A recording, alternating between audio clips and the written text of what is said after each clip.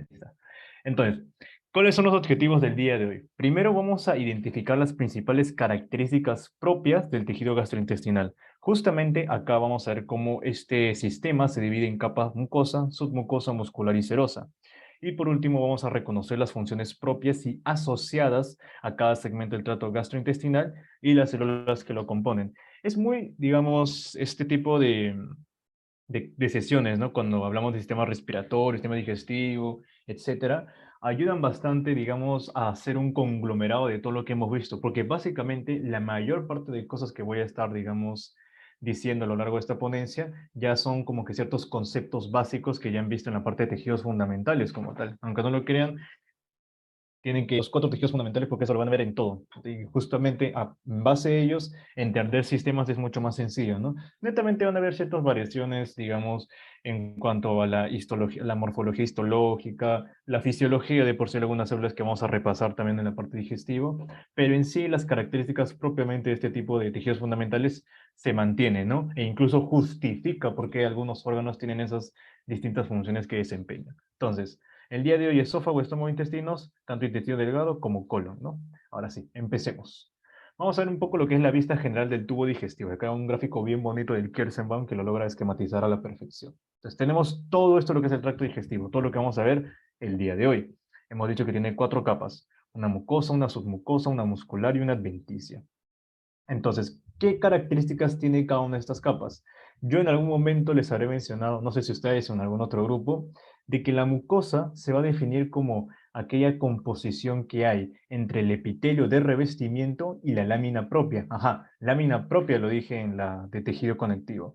Y tú recordarás que la lámina propia es un gran ejemplo de lo que es tejido conjuntivo laxo. Tú ya sabes que el tejido conjuntivo laxo hay un predominio de células por encima de lo que son las fibras, ya sean colágenas, reticulares o elásticas. Entonces, mucosa, funciones, paz. No lo confundas con la tinción, paz es otra cosa. Cuando me refiero a paz, es tanto la función de protección, de absorción y de secreción. En la lámina propia que vamos a encontrar glándulas con vasos sanguíneos y vasos linfáticos. Acá entra a tallar bastante lo que es el sistema linfático como tal. Vamos a ver esta palabra llamada GALT, que en inglés se traduce como tejido linfoide asociado al tubo gastrointestinal como tal, ¿no? Y justamente acá en la mucosa se agrega una pequeña subcapa más, que es propia del tubo digestivo porque no se encuentra en otra parte, que vendría a ser la muscular de la mucosa, o la mucosae muscularis, algo así creo que se llama así, no entiendo una palabra bien rara, que en sí hace referencia a músculo liso, pero que va a tener como que cierta diferencia con lo que es la muscular externa, ¿no? Entonces, de la mucosa, más abajo, ¿quién sigue? La submucosa. ¿Qué encontramos acá? Ajá, tejido conjuntivo denso irregular, porque tú ya sabes que el regular solo lo encuentras en tres lugares especiales. Yo te enseñé ahí la mnemotecnia, mira tu teclado ahorita, mira la barra espaciadora, ¿qué botón tienes al lado derecho? El Alt-GR, ¿no? Entonces, el Alt hace referencia a la aponeurosis, la L a los ligamentos y la T a los tendones, y GR por regular, ¿no? Entonces, solo hay tres tejidos o tres zonas donde hay tejido conjuntivo denso regular. Todo lo demás es irregular. ¿Qué más hay en la submucosa? Vasos sanguíneos, vasos linfáticos, plexos nerviosos hacia la mucosa y muscular, ¿no? Justamente acá, ya hablando de lo que es la parte de inervación, en la submucosa encontramos el plexo submucoso de Meissner. Entonces ahí un poco el nombre como que te da un poco de luces, ¿no? Se va a inervar toda la zona de la mucosa, de la submucosa, disculpa. Luego, en la parte muscular vamos a encontrar tanto haces musculares circulares o longitudinales, igualmente son músculo liso, solo que acá va a haber una diferencia. Mientras en esta subcapa de muscular de la mucosa es netamente músculo liso como tal que está recubriendo la última parte de la mucosa, en la muscular, o también llamada la muscular externa, vamos a encontrar el plexo mientérico de Auerbach, que es el que se encarga de inervar estas fibras musculares lisas y desencadenar los movimientos peristálticos, ¿no? El peristaltismo, el movimiento para que el bolo alimenticio, luego el quimo, el kilo puedan pasar a través de todo el tubo gastrointestinal como tal. Y luego vamos a tener acá algo bastante preguntado, en algunos momentos como que lo toman como sinónimos, pero no es tanto así, ¿no? Uno se tiene que preguntar siempre cuál es la diferencia entre adventicia y serosa, y es bastante básica, y espero que lo puedas apuntar por ahí. Adventicia es el tejido fibrocolagenoso, retroperitoneal principalmente, que contiene vasos sanguíneos y nervios. Repito, adventicia es aquel tejido fibrocolagenoso o denso irregular, como le quieras decir básicamente, retroperitoneal principalmente, que contiene vasos sanguíneos y nervios, ¿no? O sea, el VAN básicamente. Luego tenemos a la serosa. La serosa se define como una capa fina de tejido conjuntivo laxo. Entonces acá hay una diferencia, ¿no? La adventicia es denso y regular, la serosa es tejido conjuntivo laxo y que va a estar cubierto la serosa por el mesotelio. Tú ya conoces que el mesotelio vendría a ser aquel tejido epitelial simple plano que está recubriendo las principales cavidades del cuerpo. Y como estamos hablando de esófago, estómago, duodeno, bueno, principalmente estómago y duodeno como tal, son órganos abdominales, están cubiertos de ¿qué? Peritoneo, ¿no? Justamente esa vendría a ser un poco la razón, ¿no? Entonces, estas son las principales diferencias cuando hablamos de las cuatro capas que componen al tubo digestivo: mucosa, submucosa, muscular y adventicia serosa, ¿no? En este caso, como hemos visto, la serosa, que es mesotelio, cavidad abdominal, estaríamos hablando a partir del estómago en el duodeno en adelante. En cambio, la adventicia sí la encontraremos en dónde, en el esófago, porque no es un órgano abdominal como tal. Sigamos. Entonces, ¿qué más tenemos? Ahora hablemos del esófago como tal. A ver, el esófago se define como un órgano túbulo muscular, cilíndrico fijo, que une a la faringe con el estómago, es decir, sí te va a encargar básicamente de la conducción de los alimentos, ¿no? Entonces acá tenemos una imagen, un tricrómico de Mason, en el que podemos identificar ciertas cosas, ¿no? Por ejemplo, la parte más interna hace referencia ¿a qué? Al epitelio, y el epitelio tú sabes que forma parte ¿de quién? De la mucosa. Luego, debajo del epitelio, un poquito más abajo pegadito, ¿quién está? La lámina propia. Y debajo de la lámina propia, ¿quién está? La muscular de la mucosa. Esas tres forman ¿a quién? La mucosa como tal del tubo digestivo. Debajo, ¿quién más va a estar? La submucosa. Luego va a estar, bueno, en este caso la G hace referencia a glándulas. Luego, ¿qué más va a estar? La submucosa, acá tenemos las haces musculares lisas, justamente que están componiendo el esófago, y por último, un poco lo que viene a ser la adventicia, ¿no? Entonces, la mucosa, en este caso el epitelio, ¿qué epitelio corresponde al esófago? Un EPPNQ. Acá sí tienen que manejarse bastante con las abreviaturas, ya que no se repite todo el nombre como tal porque es bastante largo, es decir, epitelio poliestratificado plano no queratinizado. Por favor, esto sí, grábenselo bien, porque estamos hablando del tubo digestivo. Es muy distinto del epitelio respiratorio, que es justamente un epitelio pseudoestratificado cilíndrico ciliado con células caliciformes. Eso es una cosa distinta. Este es un epitelio poliplano, o mejor dicho, poliestratificado plano, no queratinizado, justamente, con presencia de gránulos de queratoielina. Ahora, ¿qué, digamos, homólogo, bueno, no homólogo como tal, pero a quién se le asemeja un poco lo que tenemos en nuestra piel, ¿no? Creo que eso ya lo viste en la clase de sistema tegumentario, o sea, todo lo que es la parte de piel, glándulas y anexos, que justamente nuestra piel es tejido epitelial plano, poliestratificado, queratinizado. En cambio, todo lo que es tubo digestivo, incluso cuando, si en algún día hago la ponencia completa, verás que en cavidad oral también hablamos de EPPNQ, porque no hay queratinización en la cavidad bucal. Estamos hablando de un tejido no queratinizado. En cambio, todo lo que está externo, lo que está fuera del tubo digestivo, o sea, en este caso nuestra piel, básicamente, sí tiene queratina, ¿no? Porque tiene la función de protección como tal. Tiene sentido de que no tenga queratina porque justamente como es una zona en la cual está altamente lubricada y en la cual tiene que haber un correcto pasaje de los alimentos, la queratina como que generaría ese tipo de fricción, ¿no? A menos yo siempre me dejo llevar por esa lógica para decir que es no queratinizado todo lo que es esófago, cavidad bucal y los demás órganos internos, y decir que es queratinizado en la parte más externa, ¿no? Básicamente. Ahora, ¿qué otras características hay en la mucosa? En la lámina propia hay presencia de ¿qué? Glándulas. Glándulas esófago-cárdicas o también llamadas glándulas seromucosas. Justamente esófago-cárdicas porque tú ya por anatomía sabes que la conexión del esófago con el estómago es justamente en el punto inicio de este último, que es el cárdias, esófago cárdicas. Y la muscular de la mucosa vendría a ser fibras musculares lisas en disposición longitudinal. Ahora, en la submucosa que encontramos, como ya te dije, denso y regular, glándulas esofágicas, mucosas puras, y el pleso submucoso de Meissner, ¿no? E incluso en el extremo distal, es decir, digamos que tienes todo el esófago de aquí arriba hacia abajo. En la parte más distal, en la parte más baja, en la parte caudal, encontraríamos plexos venosos submucosos como tal, ¿no? ¿Y por qué es importante resaltar esto? Si bien ahorita estamos en ciencias básicas, yo quiero que también vayas haciendo esa pequeña relación, esa pequeña conexión con lo que son ciencias clínicas, porque justamente estos plexos venosos submucosos van a empezar a dilatarse y generar las famosas varices esofágicas, ¿no? En un contexto, por ejemplo, de hipertensión portal. Ahí te lo dejo para que lo investigues, pero porque no es el tema del día de hoy. Pero es importante notar todas estas características anátomo-histológicas. Ahora, En la muscular, ¿qué hay? Tenemos el famoso cile, es decir, una capa circular interna y una longitudinal externa, ¿no? ¿Y cómo está inervada la muscular externa por el plexo mientérico de Auerbach? Ahora, incluso en el esófago hay que hacer una pequeña distinción en tercios, y es que el tercio superior está conformado a predominio del músculo de tipo esquelético, es decir, músculo voluntario. En la parte media es un mix tanto del esquelético como el liso, y el inferior ya es netamente liso, ¿no? Básicamente. Ahora, acá tenemos una imagen un poco también de un corte, en donde identificamos las cuatro zonas, ¿no? La mucosa, vamos a observar un poco lo que es el epitelio. Miren acá, bueno, no se logra observar muy bien, pero se ven las distintas capas, es decir, es poliestratificado, las células aplanadas, es plano y no tiene queratina como tal, ¿no? Epitelio plano, poliestratificado, no queratinizado. Y si hacemos otro tipo de zoom o incluso otro tipo de tinción, podríamos incluso identificar los pequeños gránulos de queratohialina. En la parte digamos, un poco más pegada, esto de acá sería que la lámina propia, en donde hay un predominio y justamente de los puntitos de células por sobre lo que son las fibras. Y luego tendríamos lo que es la muscular de la mucosa, que es justamente estas haces de fibras lisas longitudinales, ¿no? Todo esto de acá, mucosa.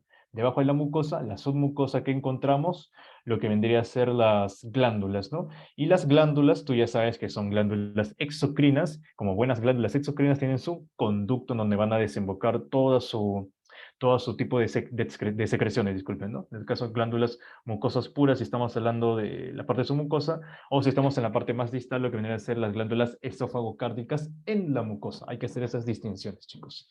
Y por último, la muscular externa, ¿no? Que viene a ser el famoso cile. Ahora, tenemos acá otras imágenes para poder identificar. Justamente cuando hablamos de la parte de sistemas, ya no es tanto teórico, ¿no? O sea, ya no hay que describir mucho las células, sino que hay que observar e incluso plasmar lo que yo tengo acá en teórico en imágenes. Por eso es que hoy día de hoy van a ser full imágenes para que puedas entender un poco mejor tu ojo.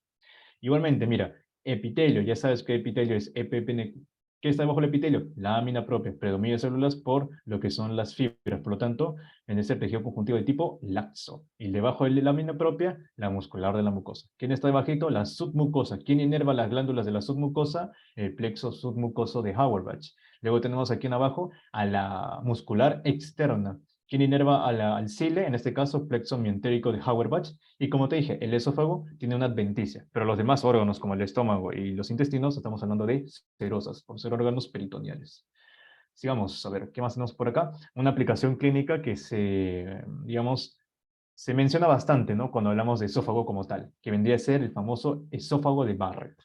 Entonces, vamos a comparar un poquito, ¿no? Si bien esto es algo de patología y es como que ya palabras mayores, es importante siempre hacer la distinción. Mira un epitelio normal. Mira cómo está formado el epitelio esofágico. Tenemos esta parte de acá, cómo está la lámina propia, cómo está la submucosa, etc. Ahora, vamos a comparar esto de aquí con esta imagen de acá. Claramente tú y observas como que hay cierto desorden, ¿no? O sea, ya no hay esa uniformidad que estábamos observando al inicio.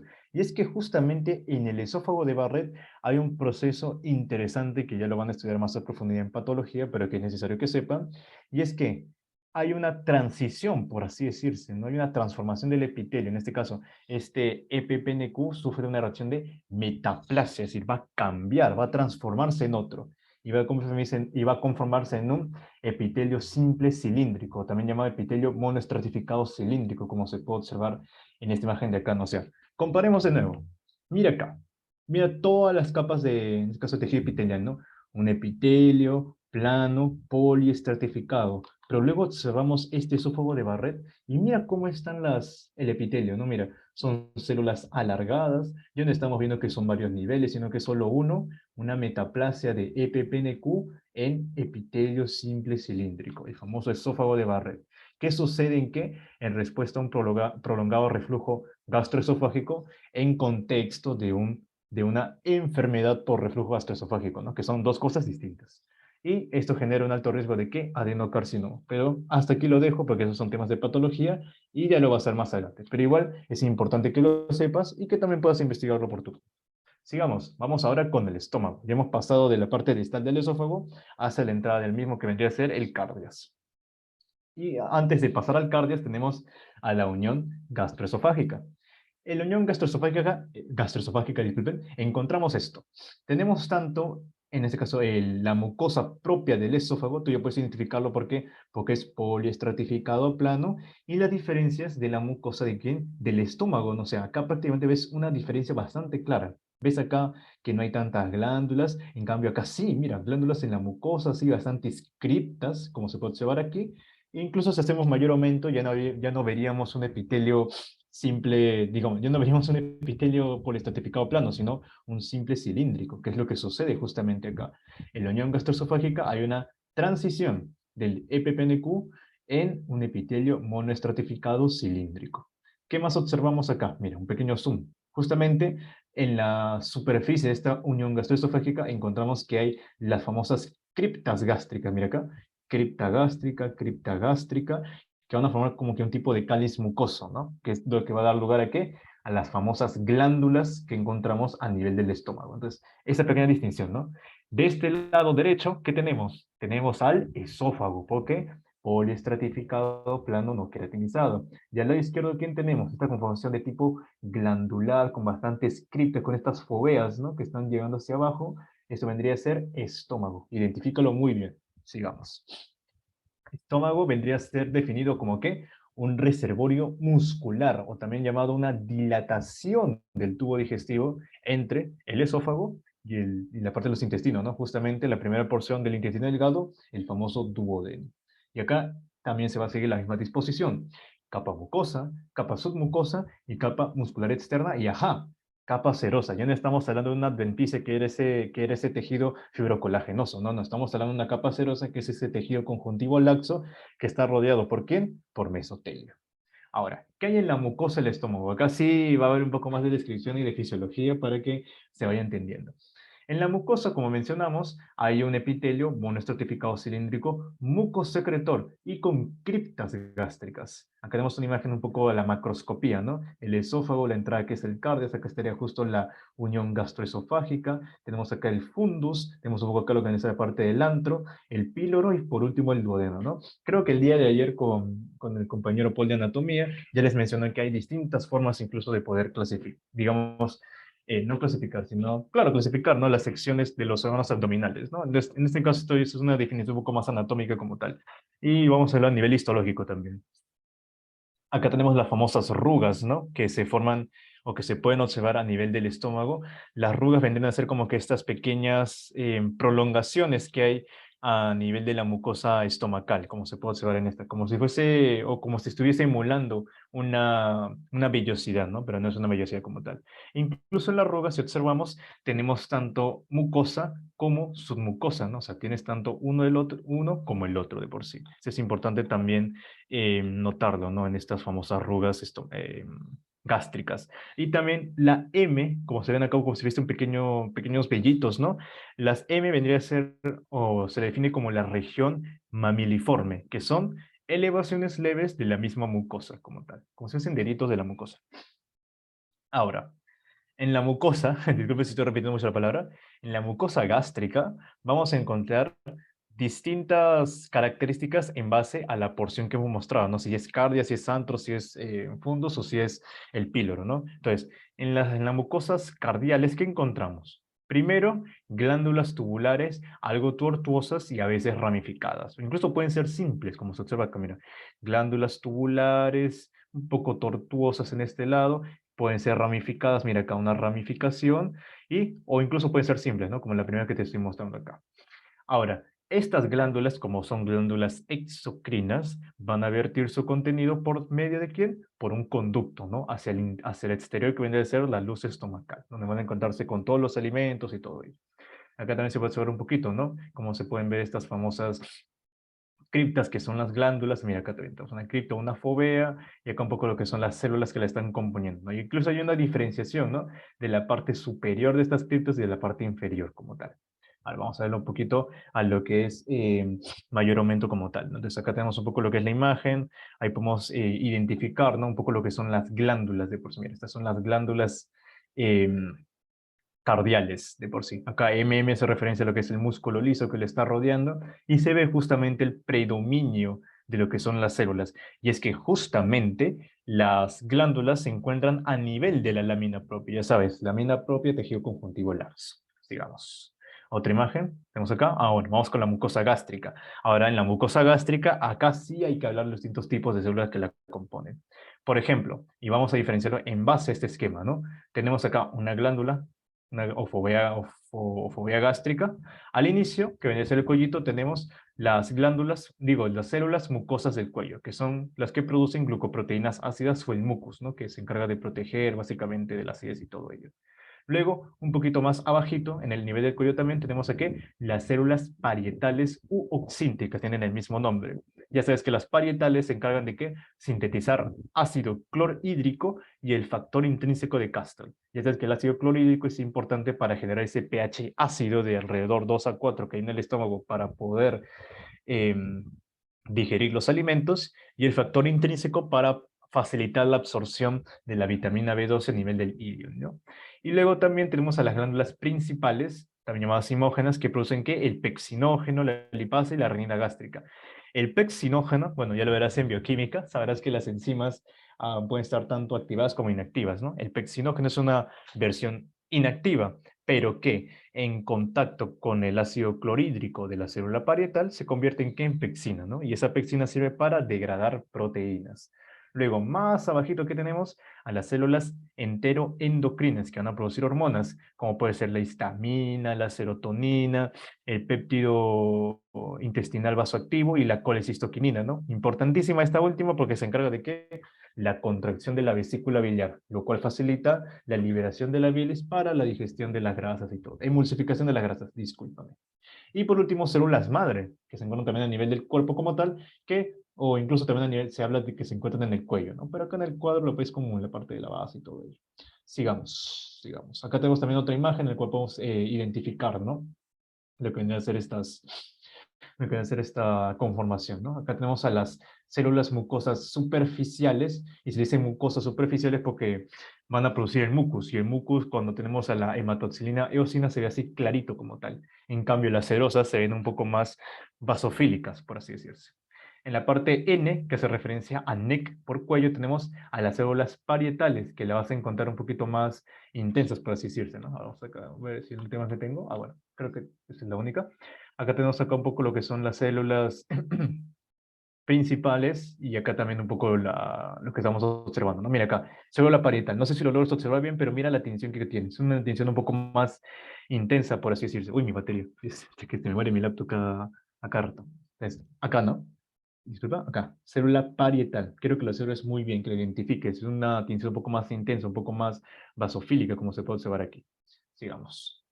Ahora, tenemos acá la unión cardiofúndica, o sea, la unión entre el cardias y el fundus. Acá tenemos, se puede observar un poco lo que vienen a ser las glándulas como tal, como están conformando las células, un poco lo que vendría a ser también las células parietales, como te comenté. Mira, la tensión que obtienen a diferencia de las demás es un poco más intensa, un poquito más oscura, a diferencia de las que son tensiones mucho más claras como tal. Ahora, ¿qué más tenemos en la mucosa a nivel del píloro? O sea, prácticamente la salida del estómago.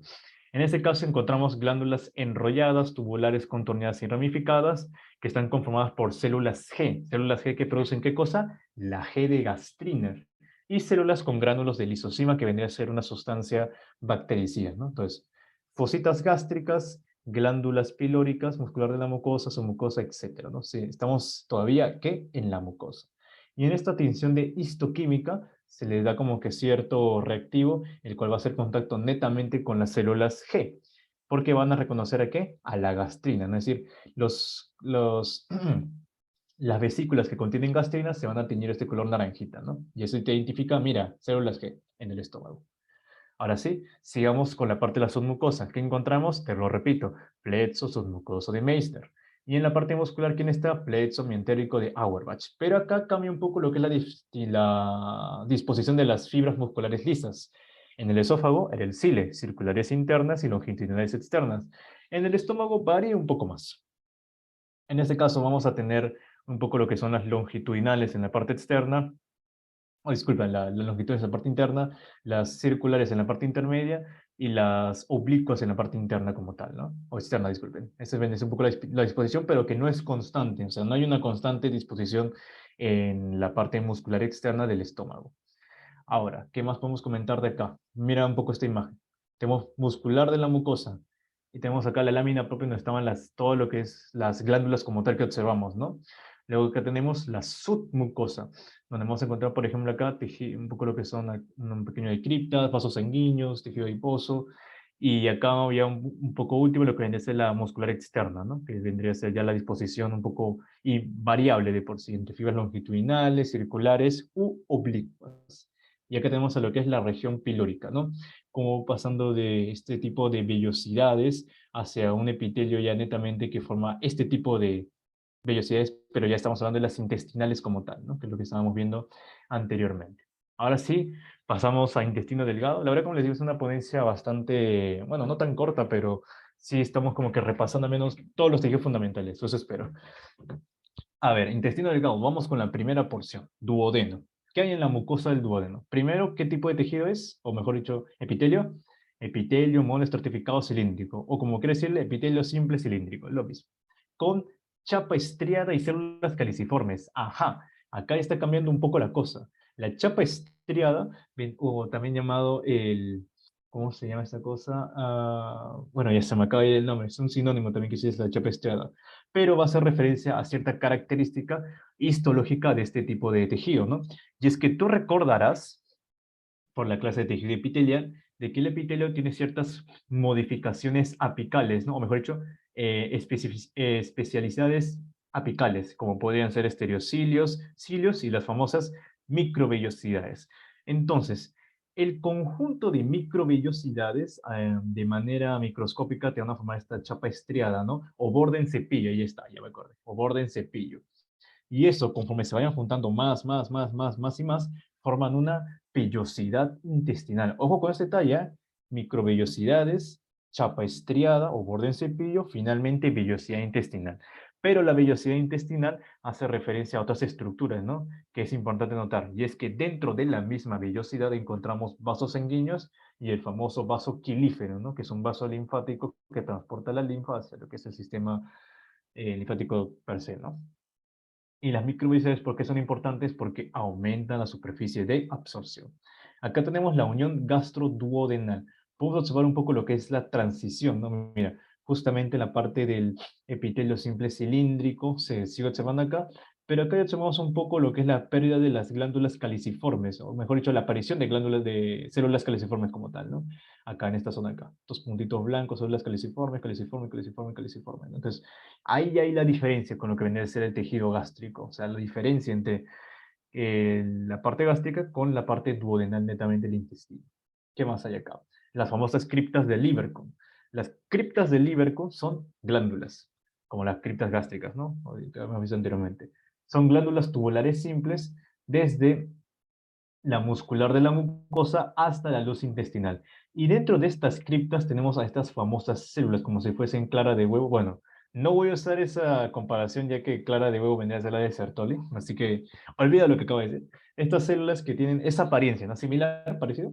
Estas son las famosas células o mejor dicho, estas son las células M, que tienen una función más que todo defensiva como tal, y luego tenemos a las células de Panet. Estas células de Panet que se encuentran un poquito más delgaditas como tal, que es en que van a producir estos gránulos de lisozima, ¿no? Que también tienen una función de tipo bactericida como tal. Uy, ¿qué pasó con la animación? Bueno, en el duodeno también en la mucosa encontramos distintos tipos de células. Tenemos enterocitos, que son las clásicas, es decir, las células con microvellosidades cilíndricas altas. Las células caliciformes, que son glándulas unicelulares exocrinas, ojo con ese detalle, que van a producir la homocina.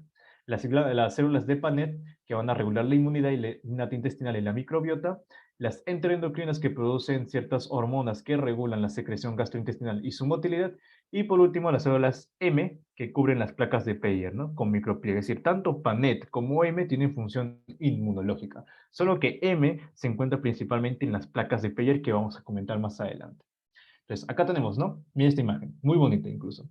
Tenemos acá más, en la parte más apical, el epitelio como tal, epitelio simple cilíndrico, más abajo la lámina propia, y justamente en la lámina propia encontraríamos esto, ¿no? Nódulos linfáticos, que me imagino lo habrás visto en la clase de sistema linfáticos, es que se tocó ese punto, ¿no? Entonces, a nivel del sistema linfático se forman estos pequeños nódulos, ¿no? Estos son conglomerados transitorios. Ojo, eso es un detalle muy importante porque no es que son nódulos fijos, ¿no? Que están ahí y van a permanecer todo el tiempo ahí, no. Son transitorios, se van a formar frente a ciertas reacciones como tal, ¿no? Infecciones, etcétera. Eso vienen a ser los nódulos linfáticos, que están compuestos principalmente de linfocitos B. Y también, en este caso, se les llama placas de Peyer, ¿no? Que no se encuentran mucho a nivel duodenal, sino que se encuentran de manera más distal. Es decir, tú vas a encontrar placas de Peyer en mayor cantidad y con mayor, digamos, prominencia a nivel del ilion. Ojo con ese detalle. Y acá también tenemos otra imagen, ¿no? Lo que es estos gránulos de lisosima que se encuentran en las células de panel y todo ello, ¿no? Y tenemos también células intermedias que pertenecen a un nicho de células madre en la mitad basal de las glándulas, ¿no? Como tal. Ahora, acá también tenemos un poco lo que vendría a ser la descripción, un poco de la morfología de una vellosidad intestinal, ¿no? Yo te dije, siempre va a pasar de microvellosidad de una célula epitelial, estas forman la chapa estriada o bordes del cepillo, y estas, un conjunto de miles de varias, van a formar lo que es la vellosidad que conocemos, ¿no? Eso es la disposición, y lo que conforma su interior, ¿no? Una arteria, una vena y el famoso vaso quilífero. ¿Qué más hay? Submucosa, ¿qué encontramos ahí? Glándulas de Brunner. Entonces, hagamos estas distinciones. Las glándulas o las criptas de Lieberkühn, que son glándulas en la mucosa. Las glándulas de Brunner en la submucosa. Ojo con ello. Glándulas de Brunner son glándulas mucosas túbulo-acinarias o también tubulares ramificadas. ¿Cuál es su principal producto? La urogastrona, ¿no? Que se encarga de mantener un pH óptimo como tal a nivel duodenal, así un pH de tipo alcalino, porque recordemos que de tanta acidez que hay en el estómago, eso va a pasar al intestino. Y si no se logra regular ese pH, pues las células van a empezar a morir, ¿no? En un pH un poco más ácido y solo van a estar presentes en el duodeno. No es que hay glándulas de Brunner en todo el intestino, no, no, no. Solo a nivel duodenal. Luego tenemos a la capa muscular. Acá encontramos el cile de nuevo, ya que a diferencia del estómago, que eran capas mucho más variables, acá sí se corresponde con lo que es el esófago, ¿no? El cile, circular interna, longitudinal externa. ¿Quién inerva la muscular? Tú ya sabes. Plexo entérico de Auerbach. Y acá es importante su actuación porque va a generar el peristaltismo, el movimiento de lo que vendría a ser el quimo hacia lo que vendría a ser la parte de la de, la, de todo el tracto intestinal, ¿no? O sea, del intestino delgado hacia el intestino grueso. Digamos, ya hemos visto la primera parte, vamos con la segunda porción. El yeyuno. ¿Qué encontramos acá? Encontramos esto de aquí. Presencia de pliegues circulares, también llamadas las válvulas conniventes. Incluso también en ¿cómo se llama esta cosa? Ahí se me fue la palabra. Bueno, ya me acordaré. Bueno, estas válvulas conniventes van a estar compuestas de qué? Tanto mucosa, o sea, la mucosa que ya te dije, ya sabes, epitelio de revestimiento con lámina propia muscular de la mucosa y de la submucosa, ¿no? Justamente lo que estamos observando aquí. Es prácticamente similar a las arrugas, ¿no? Que hemos visto anteriormente en la sección del estómago, ¿no? En el yeyuno va a darse el principal momento, el principal lugar de absorción y vamos a encontrar vellosidades digitiformes, ¿no? Y que van a estar compuestas principalmente de ¿quién? De enterocitos. Y un vaso equilífero bien desarrollado y no hay glándulas de Brunner en la mucosa, ya sabes. Solo hay glándulas de Brunner en la mucosa duodenal. Pero, ¿qué es lo que sí hay? Criptas de Lieberkühn. Eso sí se mantiene a lo largo de todo el intestino delgado como tal. Entonces tenemos vellosidades intestinales, mira, células caliciformes, los puntitos en blanco que producen ¿qué cosa? La mucina. Luego tenemos acá un poco epitelio, lámina propia, quien está abajo, muscular de la mucosa, quien está abajo submucosa, la muscular externa y por afuera la serosa, ¿no? Sigamos. Con la última porción distal que es el ilio. En el hilio vamos a encontrar que su rasgo distintivo, como te comenté, son las placas de Peyer. Si bien lo puedes observar en menor cantidad, casi difícil, en duodeno y en yeyuno, en el hilio vas a encontrarlo cada dos por tres, porque es mucho más prominente, hay mayor cantidad de placas de Peyer a nivel de la parte distal del intestino delgado, ¿no? Prácticamente de 10 a 200 nódulos linfoides. Tenemos que encontrar ausencia de glándulas de Brunner y vellosidades digitiformes más cortas que las del yeyuno, es decir, las vellosidades más largas, ¿dónde están? En el duodeno. En el yeyuno están un poco intermedias, en el ilion son las más pequeñas de todas. ¿Qué más tenemos por acá? Una pregunta para que te respondas a ti mismo. ¿Por medio de qué estructura intestinal pasan los alimentos indigeribles en el ilion hacia el ciego? Ahí te dejo la pregunta. Si la sabes, la respondes. Si no, ya lo voy a comentar al final. No te preocupes. Sigamos, entonces. O bueno, acá está un poco la respuesta, ¿no? La respuesta a esta pregunta es que los alimentos que no se logran digerir a nivel intestinal y van a pasar al colon es por medio de ¿quién? La unión ileocecal, también llamada la válvula ileocecal, que se encarga de esta regulación del pasaje, ¿no? Justamente la válvula ileocecal es, es una extensión y un engrosamiento de ¿qué? La muscular propia, ¿no? La muscular propia que hace referencia a la muscular externa, ¿no? Eso me olvidé mencionarte. Hay que diferenciar bastante bien esto, chicos. Una cosa es muscular de la mucosa, o muscularis mucosae, esa es la palabra, ¿no? Pero otra cosa es muscular externa o muscular propia. Esa es, digamos, la capa más gruesa, ¿no? La que está fuera de la mucosa como tal. Entonces, la unión o válvula ileocecal es una extensión y engrosamiento de la muscular propia o muscular externa. ¿Qué observamos acá?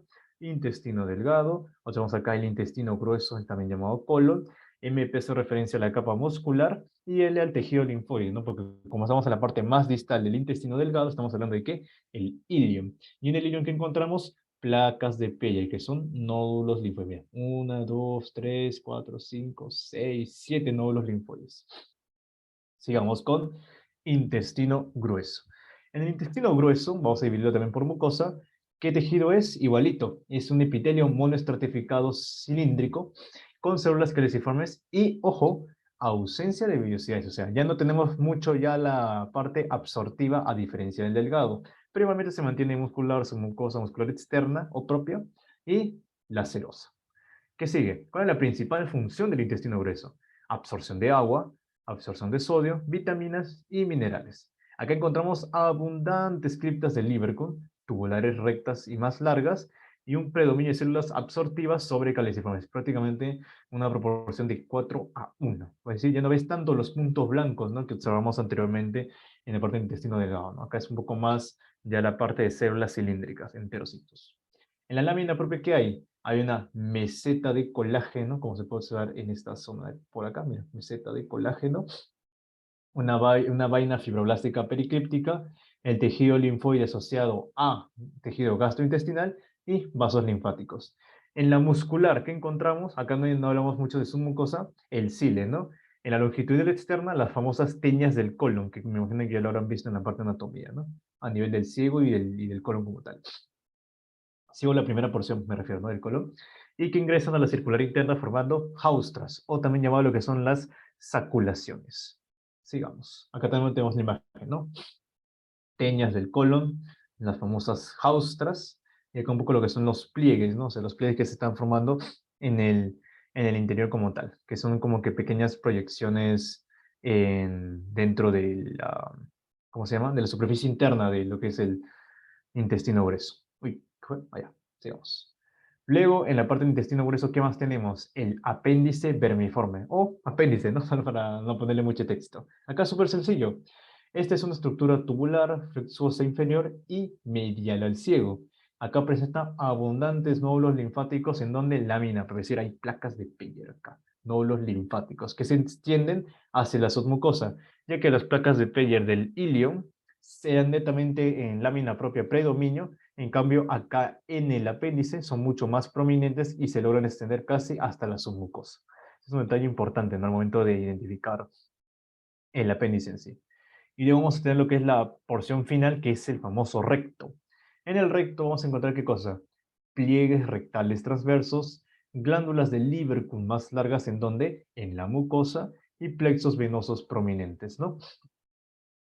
Mira esta imagen, pliegues rectales transversos, acá tenemos un poco ya comienza en la parte recto y finaliza con lo que es el conducto anal que vamos a comentar a continuación. Uy, se me fue la animación.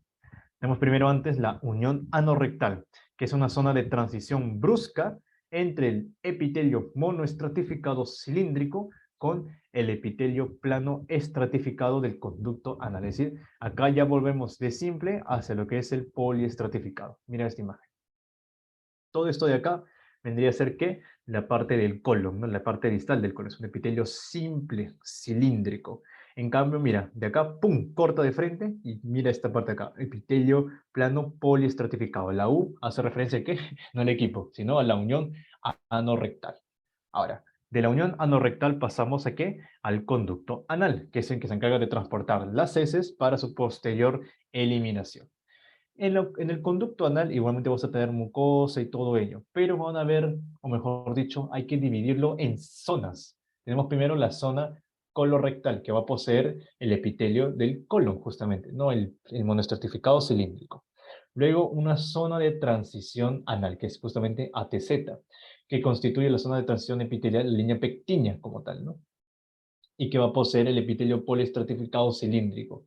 Y por último, la zona escamosa, en donde ya hablamos del epitelio poliestratificado en plano, ¿no? Que es continuo a la piel perianal. Y se condice un poco, ¿no? O sea, tú ya sabes que la piel, la parte del sistema tegumentario, es epitelio plano poliestratificado queratinizado. En cambio, acá en la zona escamosa, incluso escamosa, ¿no? Hace un poco referencia a lo mismo. Hablamos de un epitelio poliestratificado plano, como tal, no tanto queratinizado, o se habla de una paraqueratinización. Ahora, otro detalle importante del intestino grueso que comentar, que hay presencia de glándulas anales que se extienden en su mucosa y en la muscular de la mucosa. No solo, en esta imagen no se logra observar muy bien estas glándulas. Vemos columnas anales de 8 a 10 que terminan en una válvula y acá una visión un poco más aumentada, ¿no? Epitelio simple cilíndrico del colon, epitelio estratificado cúbico, es decir, prácticamente una transformación, ¿no? Disculpen, esta acá son de transición anales, epitelio poliestratificado en cúbico. Y por último tendríamos el plano, ¿no? Que corresponde a la zona escamosa o la parte más externa, ¿no? Del conducto anal. Ahora, esta división del conducto anal en porciones es importante, ya que va a haber como que ciertas patologías, principalmente lo que son neoplasias, que aparecen en determinadas regiones, ¿no? Por ejemplo, ya has visto ya la primera, ¿no? En la zona colorectal es común observar el desarrollo de ¿qué? Adenocarcinomas colorectales. Por otra parte, en la zona escamosa es común observar carcinomas de tipo epidermoides, porque está más cerca que a la epidermis. En cambio acá, adenocarcinoma colorectal, porque está más cerca a quién, al colon. Entonces es importante tener esta división de tipo esquemática, ¿no? O mejor dicho, por regiones de que el conducto anal. Y bueno, chicos, ha sido una ponencia corta, no los he querido cansar. Espero que les haya gustado y si tienen alguna duda, acá con gusto para poder responderlas y ayudarle en la medida de lo posible, ¿no? Haciendo en todo caso para repetir algo que no haya quedado claro, porque como les comento, ¿no? Este tema de histología del sistema digestivo es netamente aplicativo de todo lo que han visto en tejidos fundamentales. O sea, me han visto a mí repetir hasta el cansancio epitelios, vasos sanguíneos. Bueno, no hemos tocado mucho la parte nerviosa, pero sí la parte muscular, la parte de tejido conectivo. O sea, esos cuatro de ahí lo vas a ver en todo, pero entonces sistema respiratorio, sistema reproductor, digestivo, en todo, en todo. Entonces, es muy importante que repases los cuatro tejidos fundamentales y también que puedas repasar un poco bueno, no fisiología como tal, como curso, sino qué función desempeñan en distintas zonas. No sé, tú ya has visto qué función desempeña la célula G, las células parietales, las células principales, etcétera. Entonces, este es mi pequeño consejo para que puedan entenderlo mucho mejor.